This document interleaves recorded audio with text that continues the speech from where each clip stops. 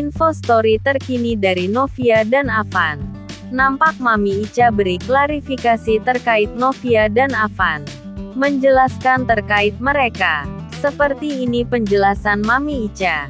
Jadi kayak gitu. Begitu juga dengan Novia. Novia juga punya teman kayak gitu. Kalau sekarang Novia lagi jalan di live seru, kemudian ada pasangannya katanya lebih tinggi dari Afan, lebih cakep dari Afan.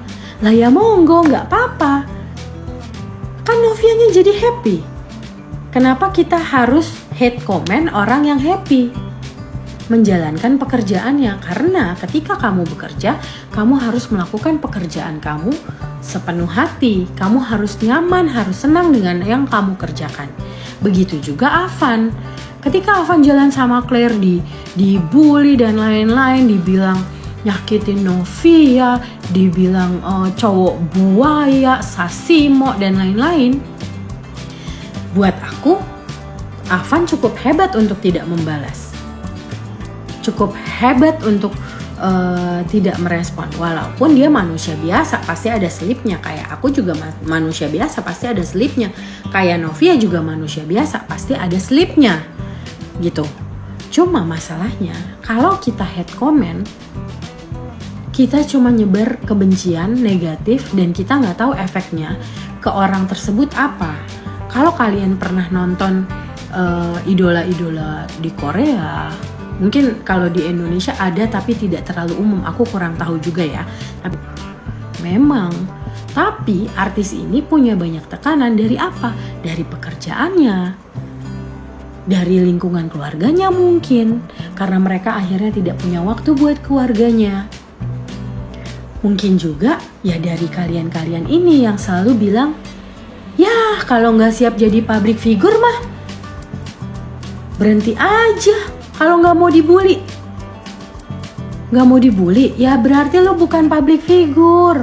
Atau enggak misalnya, jempol gua terserah gua. Yes, your jempol is yours.